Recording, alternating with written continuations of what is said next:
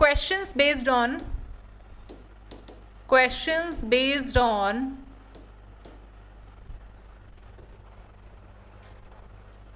reflexive, symmetric and transitive.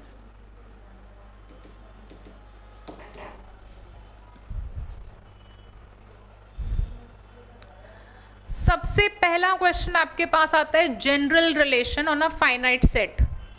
General का मतलब है एक होती है जनरल फॉर्म, एक होती है रोस्टर फॉर्म. तो जब मेरा जनरल रिलेशन आता है फाइनाइट सेट पर, तो मेरा टाइप 1 कह सकते हैं इसको.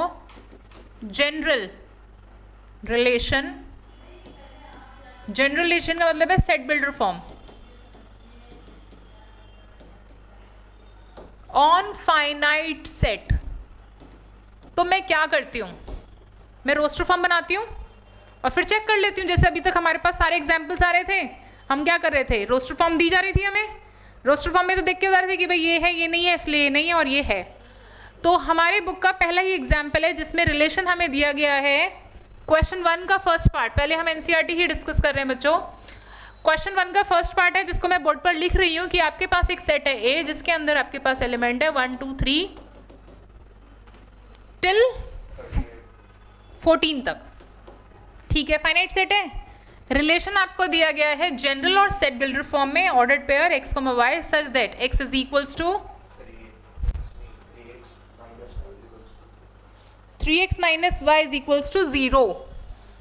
3x minus y is equals to 0 है तो ऐसे भी तो लिख सकते हैं.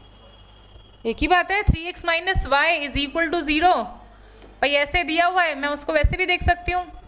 और x, y दोनों आपके सेट ए से आ रहे हैं. तो ये जनरलाइज ये सेट बिल्डर फॉर्म दी गई है, इसको मैं सबसे पहले रोस्टर फॉर्म में लिखूंगी. तो मैं यहाँ क्या क्या पुट करूँ कि ये 0 बन जाए. अगर मैं x की वैल्यू 1 तो मुझे y की 3 रखनी पड़ेगी. x की वैल्यू 1, y की 3, x की वैल्यू 2, y की 6. भाई इसको 0 बनाना है. x की वैल्यू 3, y की 9, 4 पर 12, 5 पर बनता है 15 और वो रिलेशन में नहीं है तो उसको नहीं लेंगे. तो हम यहाँ पर रुक गए, मेरी सेट बिल्डर फॉर्म रेडी हो गई. अब इसे देखकर मैं इजीली कमेंट कर सकती हूँ कि ये रिलेशन रिफ्लेक्सिव, सिमेट्रिक और ट्रांजिटिव है या नहीं है. आप बताएं प्रियांश जी, रिफ्लेक्सिव बताएं. रिफ्लेक्सिव तो नहीं है, डायरेक्ट नहीं है. क्यों नहीं है, रीजन दोगे ना. नॉट रिफ्लेक्सिव लिख दिया आपने. हाँ, तो हम लिखेंगे 1,1 does not belongs to relation. कोई भी बता दो आप एक एलिमेंट जो इसमें ना हो. जो इसके अंदर है वो नहीं बताना, जो नहीं है वो बताना है और फिर डेफिनेशन लिखना है. As R to be reflexive, definition लिखकर बता देंगे कि रिफ्लेक्सिव होने के लिए क्या रिक्वायरमेंट है. R to be reflexive a, belongs to relation for all a belongs to set a. ये इसकी बेसिक रिक्वायरमेंट है. ये सिमेट्रिक भी नहीं है, नॉट सिमेट्रिक, क्योंकि इसमें बहुत सारे ऐसे पेयर्स हैं जिनके लिए उनका रिवर्स पेयर नहीं है. जैसे 1 3 है, 2 6 है, मैनी मतलब सारे ही हैं ये तो कि जिनका रिवर्स है ही नहीं. तो आप किसी एक को बता दो, किसी एक को बता दो. 3,1 does not belongs to R. कोई बच्चा 6 2 भी लिख सकता है, कोई बच्चा 9 3 भी लिख सकता है, कोई 12 4 भी लिख सकता है.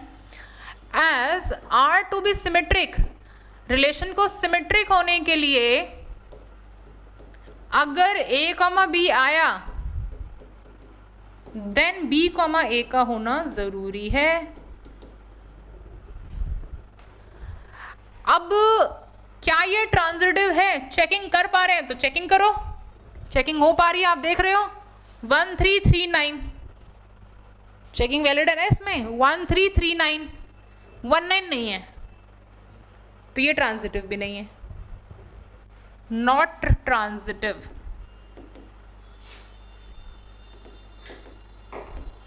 as for 1, 3 and 3, 9 belongs to relation, 1, 9 does not belongs to relation. वो पेयर बता दिए जिसके लिए 1, 9 नहीं है. For R to be transitive, दोस्तों 2 मार्क्स में आता है, देखो सब्जेक्टिव है तो 2 मार्क्स में आएगा, तो थोड़ा सा तो आपको प्रेजेंटेबल होना पड़ेगा आंसर को लेकर, ठीक है। MCQ है तो कोई बात ही नहीं है, फिर तो 3 मार्क्स के लिए नहीं है ये क्वेश्चन, ठीक है। R to be transitive if A, B and B, C belongs to relation, then A, C also belongs to relation. तो ये आपका टाइप, पहला टाइप है जिसके अंदर आपको जनरल रिलेशन यानी कि आपको स्टेट बिल्डर फॉर्म दी होगी और फाइनाइट सेट दिया होगा, उसके अंदर आपके पास रोस्टर फॉर्म बनाकर हम अपने आंसर को अच्छे से देंगे। सो बच्चों ये टाइप 1 क्वेश्चन था जिसके अंदर सेट बिल्डर फॉर्म होगी और फाइनाइट सेट होगा। अब अगर सेट बिल्डर फॉर्म होगी और सेट आपका इनफाइनाइट कह सकते हो या जनरल सेट कह सकते हो। जनरल सेट मतलब कि natural numbers, rational, set of rational, set of irrationals, whatever. तो टाइप 2 आई होप टाइप 1 सब हैंडल कर पाएंगे। सेट बिल्डर को रोस्टर बनाकर उसकी चेकिंग बहुत इजीली हो पाएगी। कई बार आपको डायरेक्टली यही दे देंगे कि बताओ भाई ये, जैसा कि हमने पहला क्वेश्चन करा था कि check whether it is reflexive, symmetric, transitive और नॉट, ठीक है। टाइप 2 क्वेश्चन जो हमारा है उसके अंदर मैं बात करूंगी जो हमारे क्वेश्चन 1 का ही पार्ट बन जाएगा, fourth, right, fourth part. Type 2 question, type 2 question है जनरल रिलेशन। जनरल रिलेशन की जब मैं बात कर रही हूं, सेट बिल्डर की बात कर रही हूं, सेट बिल्डर फॉर्म दी होगी आपको ऑन इनफाइनाइट सेट, या जनरल सेट बोल सकते हैं, ठीक है। जनरल सेट में मैं क्यों लिख रही हूँ, ये मतलब आपको लग रहा होगा कि मैम नेचुरल नंबर और ये सब तो इनफाइनाइट ही होते हैं, जनरल वर्ड क्यों लिख रहे हैं। जनरल क्या होता है, कभी कभी ना मेरा रिलेशन ऐसा होता है like on a set of family members, on a set of lines, on a set of triangles, तो वो जनरल सेट होते हैं, ठीक है। वैसे क्वेश्चन भी आएंगे हमारे पास। अभी जो हमारा क्वेश्चन नंबर 1 का फोर्थ पार्ट है वो कुछ ऐसा है, ऑन जेड इंटीजर्स पर बात हो रही है, ऑन जेड इंटीजर्स पर बात हो रही है। और आपका जो रिलेशन है बच्चों, यूनिवर्सल नोटेशन है, इंटीजर्स का सेट होता है। रिलेशन आपका दिया है x, y such that x minus y is an integer. अब बोर्ड पर बहुत ध्यान से इसको समझेंगे क्योंकि ये दोनों मेजर टाइप आपके क्वेश्चंस के, पहला और दूसरा टाइप। आपको ये चेक करना है, check whether it is reflexive, symmetric और ट्रांजिटिव और नॉट। तो इसको करने के 2 तरीके होते हैं कि आपको पता चल रहा है कि यार ये रिलेशन रिफ्लेक्सिव तो है, क्योंकि अगर मैं किसी एलिमेंट को x, x चेक करना है तो अगर मैं अपने किसी एक x एलिमेंट को x में से ही माइनस करूंगी तो 0 आएगा, और 0 तो इंटीजर है, यानी कि हर एलिमेंट अपने आप से रिलेट होगा, 1, 1, 2, 2, क्योंकि सबको माइनस करने से 0 आएगा और 0 इंटीजर है। तो जब ये रिफ्लेक्सिव है तो अब लिखूं कैसे, मतलब how should I present my answer, वो एक क्वेश्चन मार्क है। जबकि ये रिलेशन आपका रिफ्लेक्सिव, सिमेट्रिक और ट्रांजिटिव तीनों बन रहा है, ठीक है। चलिए लिखने का तरीका समझें, जनरल वे में लिखते हैं इसको। बोर्ड पर ध्यान, पहले समझेंगे फिर लिखना। फॉर रिफ्लेक्सिव कैसे लिखेंगे बच्चों, अजम्पशन से शुरू करते हैं, और अजम्पशन अगर ट्रू हुई तो ये होल्ड करेगा, वरना फॉल्स हुई तो ये रिजल्ट होल्ड नहीं करेगा। मान लेते हैं x, y, x, x या a, a आपके रिलेशन में है, मैंने मान लिया, लेट ये आपके रिलेशन में है। अगर ये रिलेशन में गया तो ये डेफिनेशन को फॉलो करेगा, x minus x, a minus a is an integer. Definition को लिख दी मैंने इसकी। इस डेफिनेशन से a माइनस a तो 0 आ रहा है ना, और अब जो ये कंडीशन जनरेट हुई है, इज दिस ट्रू और फॉल्स, ये चेक करना है आपको। ये आपकी ट्रू है, अगर ये फॉल्स होती है तो हम इसे बोलेंगे नॉट रिफ्लेक्सिव, और अगर ये ट्रू आई है तो हम बोलेंगे इट्स ट्रू। रीजन दोगे, as 0 is an integer, zero integer होता है ना भाई, वो आपको रीजन भी देना पड़ेगा कि ट्रू क्यों है।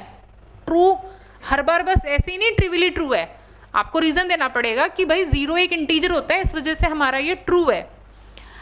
इसका मतलब hence a comma a belongs to relation for all a belongs to set a, सारे एलिमेंट्स के लिए रिलेशन में होंगे।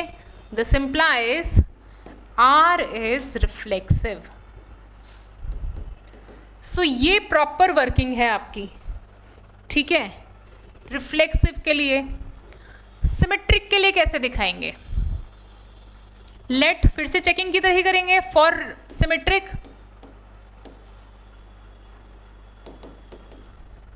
Late a comma b belongs to relation, मान लेते हैं ये रिलेशन में है जी, ठीक है, ये रिलेशन में है। इसका मतलब क्या हुआ? डेफिनेशन फॉलो कर रहा है, a minus b is an integer, इसका मतलब a माइनस बी इंटीजर है। अगर a माइनस बी इंटीजर है तो b माइनस ए भी तो इंटीजर होगा, होगा कि नहीं होगा? तो दिस इम्प्लाइज, आप बच्चों ऐसे भी लिख सकते हैं, किसी एक k को ले लीजिए यहाँ पर, मतलब कोई इंटीजर होगा तो ये k ले लिया मैंने, k बिलोंग्स टू z, और अगर मैं b माइनस ए कर रही हूँ तो वो माइनस k हो जाएगा, माइनस k भी तो इंटीजर है, माइनस के भी तो इंटीजर है, तो इसका मतलब b minus a is an integer. मेरी बात समझ आई? क्योंकि अगर k इंटीजर है तो उसका नेगेटिव भी इंटीजर होगा। b minus a is an integer, इसका मतलब b comma a belongs to r। आपको क्या करना होता है इसमें सुन लीजिए पहले एक बार ध्यान से। पहले हमने ये लेट लिया, इस डेफिनेशन को लिखा, इसके बाद थोड़ा सा हम इसको प्रिसाइज वे में लिखते हैं कि अगर ये इंटीजर है तो कोई नंबर होगा और वो नंबर इंटीजर से बनेगा। अब मुझे इन दोनों का रोल इंटरचेंज करना है, इंटरचेंज थोड़ी ना ऐसे पलट देंगे, इसको नेगेटिव कॉमन लेना पड़ेगा। माइनस कॉमन लूंगी तो वो माइनस से b माइनस है, अगर वो नेगेटिव यहाँ रिफ्लेक्ट होने लगेगा, ठीक है।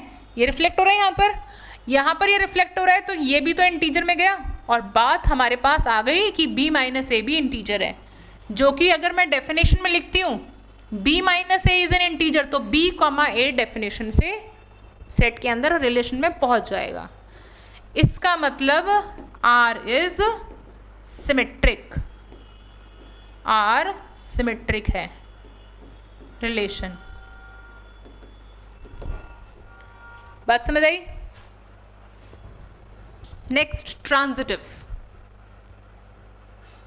ट्रांजिटिव के लिए कैसे करेंगे? ध्यान से सुने। फॉर ट्रांजिटिव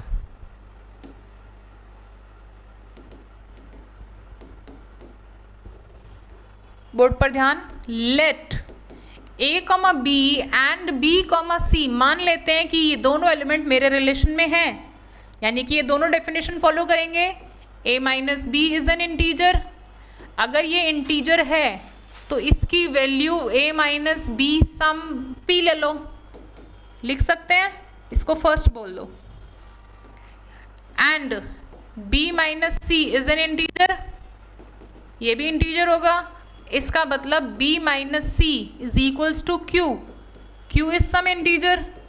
यहाँ पर ये दोनों से जो डेफिनेशन से आता है हमारे पास, बोर्ड पर ध्यान दो एक मिनट, ये इंटीजर आया मैंने p ले लिया, ये इंटीजर आया मैंने q ले लिया। इसके बाद मेरे को a और c को कनेक्ट करना है, a और c को तो देखना है, a और c को मैं कनेक्ट कर पाऊंगी b को हटाकर, और यहाँ b कैसे हटेगा? जब मैं इन्हें ऐड कर दूँ, ऐड 1 and 2, जब मैं इन्हें ऐड करूंगी तो b अपने आप कैंसिल हो जाएगा। a minus C p plus q, और अगर p इंटीजर है q इंटीजर है तो p प्लस q भी इंटीजर होगा, p प्लस q भी इंटीजर होगा। हम लिख देंगे यहाँ पर p plus q belongs to integer, और इसका मतलब a माइनस सी भी इंटीजर है, p plus q belongs to integer, इसका मतलब a minus c is an integer.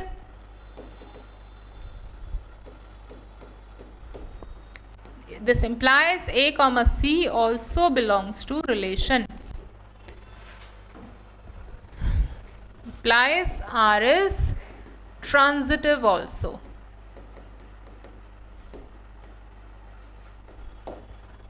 Transitive also.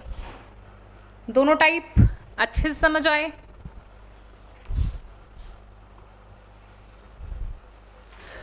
Type 3 questions. Type 3 question, general set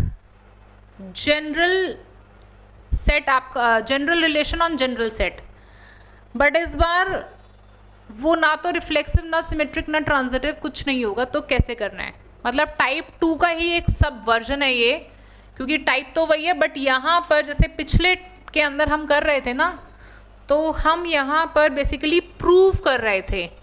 we are proving not checking.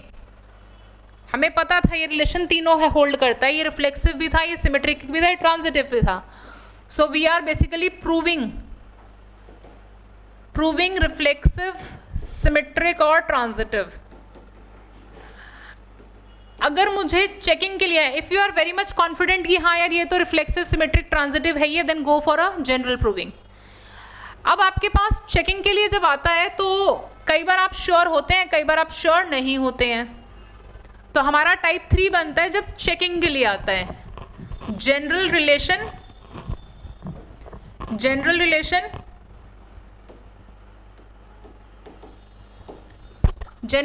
On general set for checking of reflexive, symmetric and transitive. इसका सबसे पहले जो example मैं लूंगी ना, वो मैं लूंगी आपका क्वेश्चन नंबर 1 का 5th पार्ट है. उसके अंदर सारे रिलेशन जनरल है और सारे सेट जो है वो आपका ह्यूमन बीइंग का लिया हुआ है. सेट ए आपका जनरल, जब मैं बात कर रही थी ना कि जनरल सेट भी हो सकता है, तो ह्यूमन बीइंग है. ह्यूमन बीइंग एनसीईआरटी का क्वेश्चन 1 का 5th पार्ट के सब पार्ट्स हैं इसमें. ए पार्ट पहला. अब आपको डिसाइड करना है इसके अंदर कि आपके पास रिलेशन जो है आपको जनरल प्रूविंग देनी है या एग्जाम्पल देना है. जनरल प्रूविंग कब देनी है, जब आप you are very much clear कि हाँ यार ये सिमेट्रिक, रिफ्लेक्सिव, ट्रांजिटिव तीनों है, तो आप जनरल प्रूविंग दे दो. जनरल प्रूविंग के लिए जैसे कि मैं कर रही हूँ, पहला ही पार्ट कर लेते हैं. एक्स एंड वाई रिलेशन है, x comma y, x and y work at the same place, yes.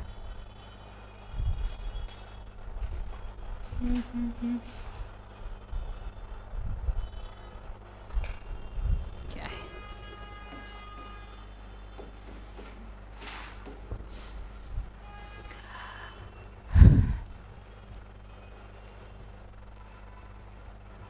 ये आपका रिलेशन है एक्स एंड वाई. कोई भी दो ह्यूमन बीइंग है वो एक ही जगह पर काम करते हैं. तो ये मुझे पता चल रहा है ये रिफ्लेक्सिव भी है, क्योंकि एक्स और एक्स मैं अपने आप से ही अपने आप को कंपेयर कर रही हूँ. समझ रहे बात. तो एक्स एंड एक्स मतलब कि अगर मैं बोलूँ Priyansh and Priyansh are studying in this class, तो बात तो एक ही है. प्रियांश तो पढ़ रहा है, हाँ रिपीटिशन हो गया है वो, मतलब जनरली वी डोंट कॉल कि Priyansh and Priyansh are studying, Priyansh and Priyansh are coming. But अगर मैंने गलती से बोल दिया तो गलत नहीं है. ठीक है. तो ये रिलेशन हम रिफ्लेक्सिव कहते हैं, क्योंकि मैं जब बोल रही हूँ कि भाई क्या एक्स और एक्स सेम जगह पे काम कर रहे हैं, एक ही जगह पर है, एक ही बंदा है, एक ही जगह पर काम करेगा. ठीक है. क्योंकि ये ह्यूमन बीइंग का रिलेशन है, तो जो ह्यूमन बीइंग्स यहाँ पर है वही ह्यूमन बीइंग यहाँ भी है. तो अगर एक्स काम कर रहा है तो ये वाला एक्स भी काम कर रहा है. अल्टीमेटली एक ही पर्सन की बात हो रही है. हाँ वो बात अलग है, उनको दो डिफरेंट सेट से देखा जा रहा है. सो यहाँ पर हम जनरल प्रूफ देंगे, और जनरल प्रूफ में कैसे लिखेंगे, फॉर रिफ्लेक्सिव, वही जो अभी हमने मेथड फॉलो किया था. X, let X comma X belongs to relation. Here you need to decide. अब आपको जब चेकिंग करनी होती है तो you have to decide whether you go for a general proving और you need to give a counter example. Counter मतलब जो उसको इनवैलिड कर दें. ठीक है. तो जनरल प्रूविंग है let X comma X belongs to relation.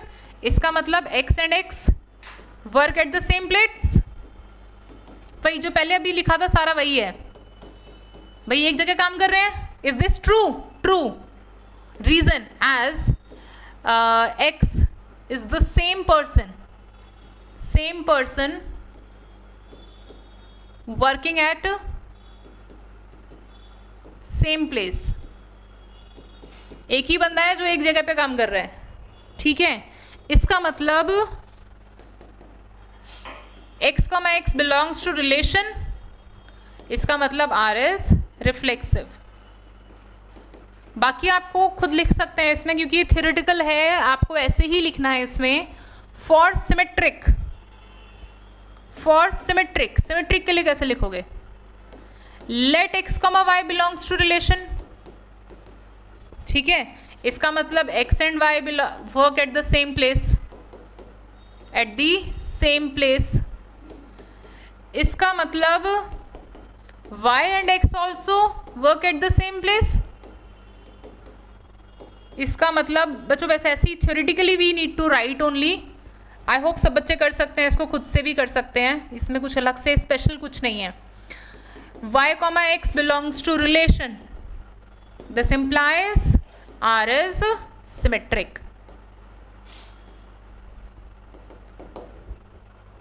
जब मैं ट्रांजिटिव करूंगी x y and y z belongs to relation, तो इसका मतलब क्या होगा? X and y work at the same place. For transitive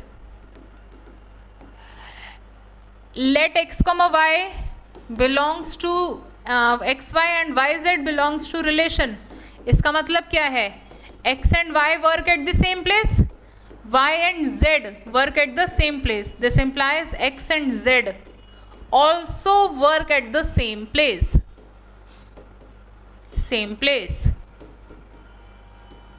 Hence x, z belongs to relation. इसका मतलब R आपका ट्रांजिटिव भी हुआ. अब देखो ये मैंने बहुत जल्दी से क्यों लिख दिया, क्योंकि इसमें बहुत ही थ्योरेटिकल तरीका है. अगर मैं इसी के नेक्स्ट पार्ट में आ जाऊं, वो भी बिल्कुल सेम है.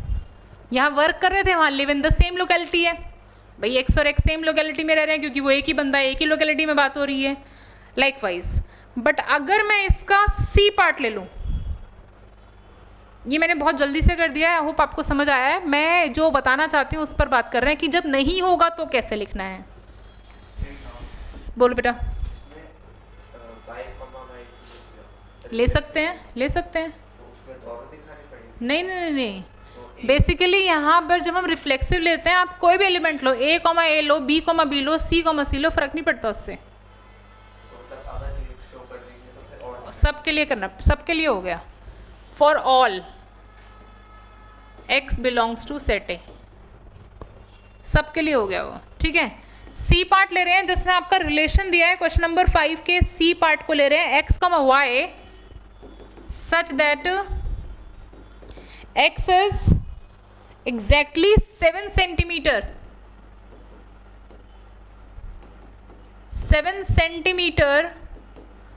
Taller than y. अब बच्चों ये कुछ भी नहीं होगा, आपको समझ आ रहा होगा, कुछ भी नहीं है ये, बट लिखेंगे कैसे? जनरलाइज शुरू करते हैं इसको, क्योंकि इसमें हम रोस्टर फॉर्म तो बना ही नहीं सकते. रोस्टर फॉर्म बना सकते हो आप? नहीं बना सकते. तो आपको जनरलाइज वे में देखना पड़ेगा, क्योंकि एलिमेंट्स इसके ह्यूमन बींग्स हैं, कैसे बात करोगे? तो इसके सोल्यूशन में हम बोलेंगे नॉट रिफ्लेक्सिव. क्यों? वैसे तो पता चल गया है कि भाई मैं अपने आप से 7 सेंटीमीटर टॉलर कैसे हो सकती हूँ. मेरी height x, x have same height, तब तो ये होता x and y have same height, but अब तो टॉलर की बात हुई. Not reflexive. Reason x, x does not belongs to R as x can't be 7 centimeter taller than himself.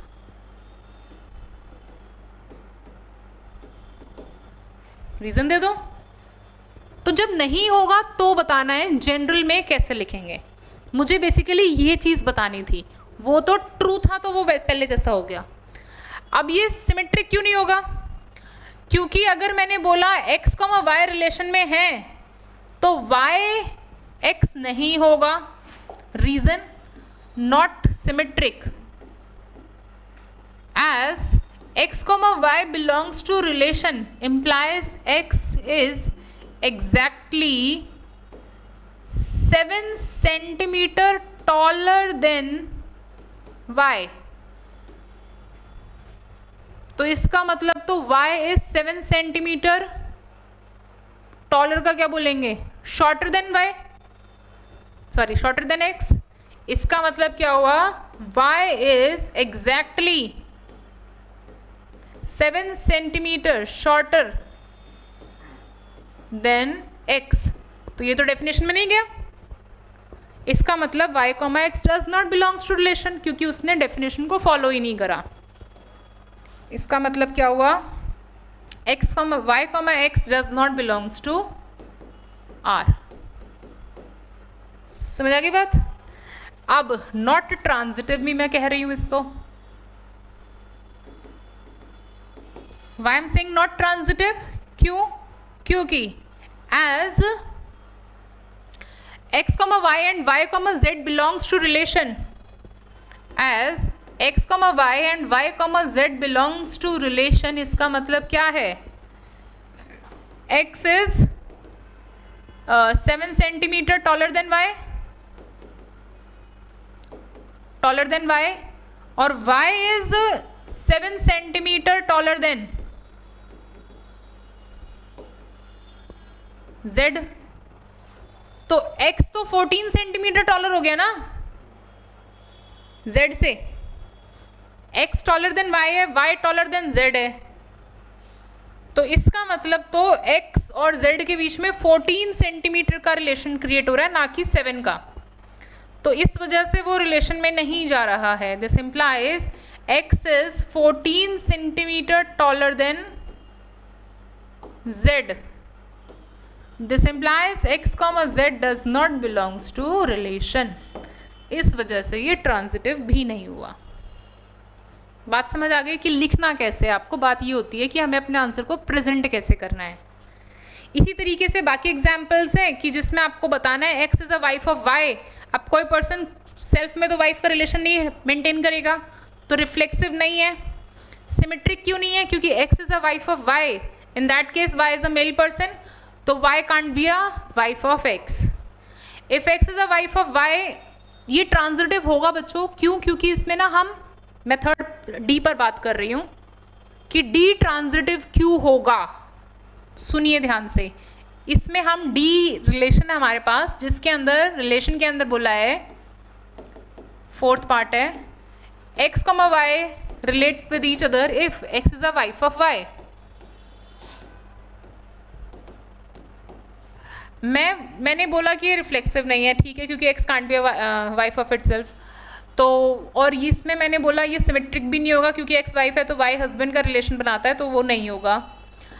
अगर x y रिलेशन में है तो y z रिलेशन में नहीं हो सकता.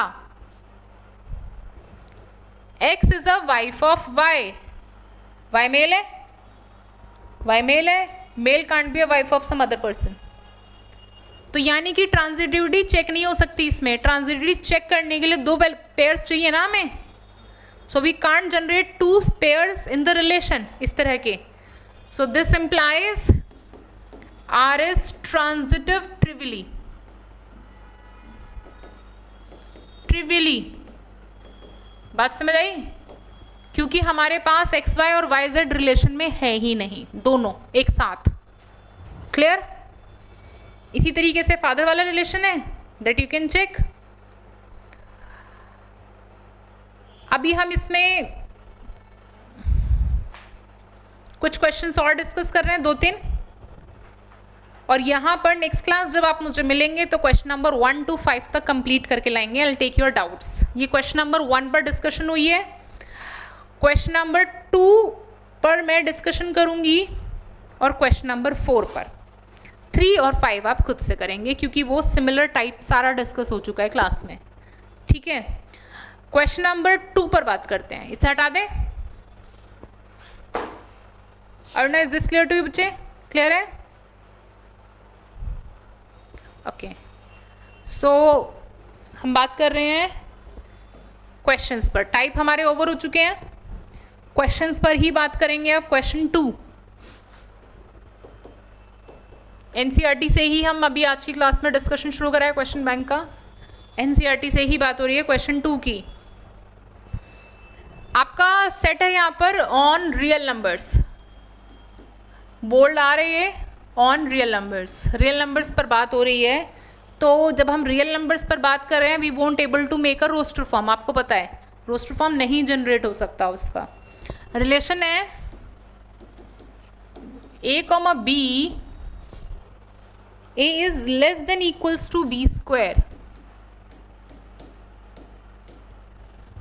चेक करना है कि क्या ये सिमेट्रिक, रिफ्लेक्सिव और ट्रांजिटिव है या नहीं है। देखो बच्चों, चेक करना है तो जनरल वे तो है ही है, बट अगर आपको लगता है नहीं है तो you can give a counter example, जो मैं बात कर रही थी। तो ये कुछ भी नहीं है, ना ये रिफ्लेक्सिव है, ना सिमेट्रिक है, ना ट्रांजिटिव है। मैं आपको बताऊंगी क्यों। अब आप बोलेंगे मैम हमें कैसे पता चलेगा एग्जाम में कि भाई रिलेशन सिमेट्रिक है, ट्रांजिटिव है ये। तो जब हम वैरायटी ऑफ क्वेश्चन से निकल जाएंगे, अभी आपके लिए ये जस्ट बिगनिंग है क्वेश्चन बैंक का, जब वैरायटी ऑफ क्वेश्चन से आप निकल जाएंगे then after you are able to conclude कि ये क्वेश्चन रिफ्लेक्सिव, सिमेट्रिक, ट्रांजिटिव है या नहीं है। पहले से पहले ही पता चल जाएगा, ठीक है। अभी ये रिलेशन नहीं है, क्यों? क्योंकि वैसे बच्चों को लगता है क्योंकि 1 के स्क्वायर से छोटा होता है या बराबर होता है, इक्वल का रिलेशन है। 2 के स्क्वायर से छोटा है, 3 के स्क्वायर से छोटा है, तो बच्चों को लगता है ये रिफ्लेक्सिव है। बट आप जो देख रहे हैं, आप सिर्फ नेचुरल नंबर देख रहे हैं, फ्रैक्शंस को इग्नोर कर गए। मैंने बोला ये नॉट रिफ्लेक्सिव, ये रिफ्लेक्सिव नहीं है। क्यों? नेगेटिव पर भी चलेगा, ये पॉजिटिव इंटीजर्स पर, नेगेटिव पर, सब पर चलेगा, लेकिन ये फेल होगा फ्रैक्शंस पर। 1/2, 1/2 अगर मैंने एक भी पेयर दिखा दिया जो नहीं है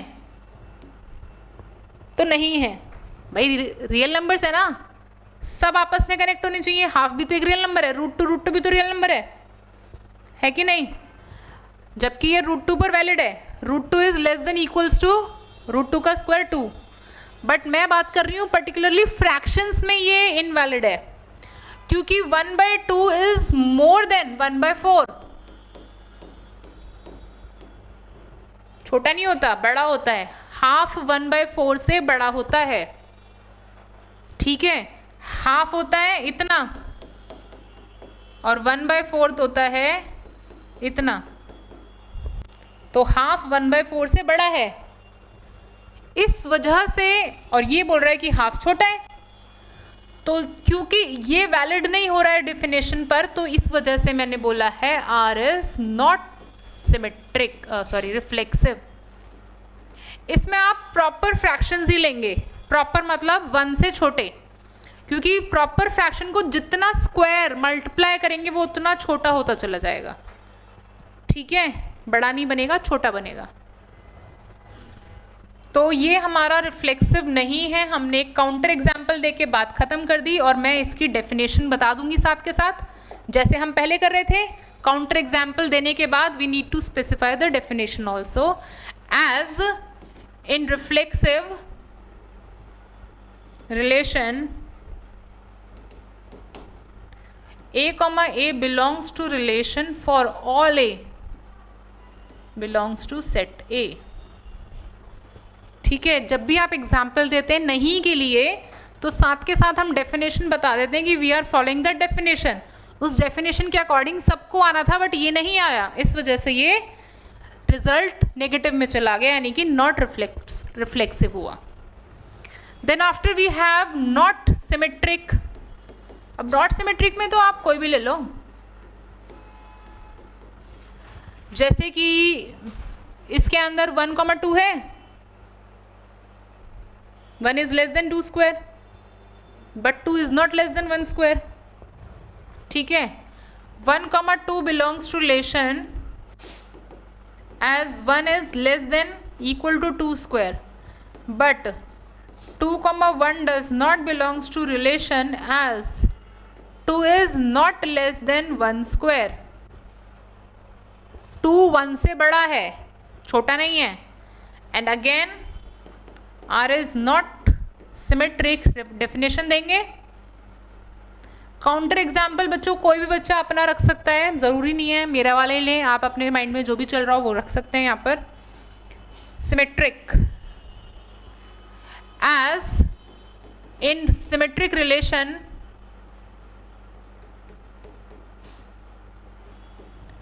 for if a comma b belongs to relation then b comma a also belongs to relation, right? अब बात होती है ट्रांजिटिव पर, ये ट्रांजिटिव भी नहीं होगा, not transitive.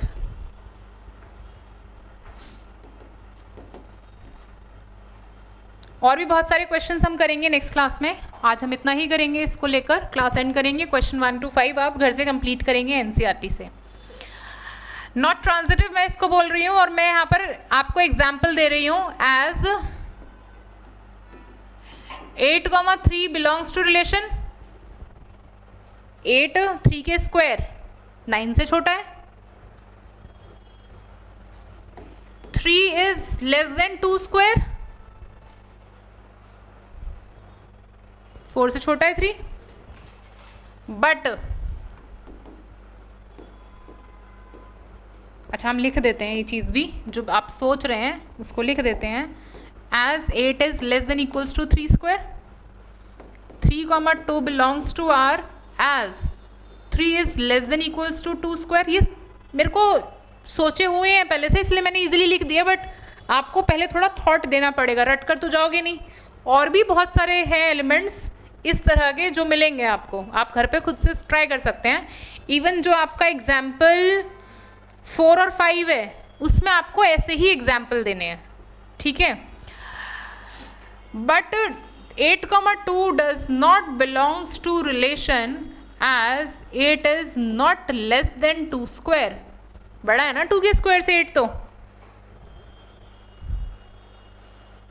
This implies R is not transitive. R is not transitive. As in transitive relation,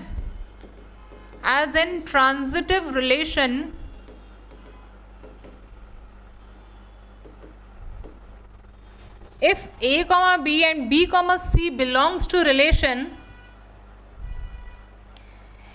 if A comma B and B comma C belongs to relation, then A comma C also belongs to relation. ठीक है जी, सो आज हम इतना ही करेंगे। Till now आपको exercise 1.1 question number 1 to 5 पूरा cover up कर लेना है, ठीक है।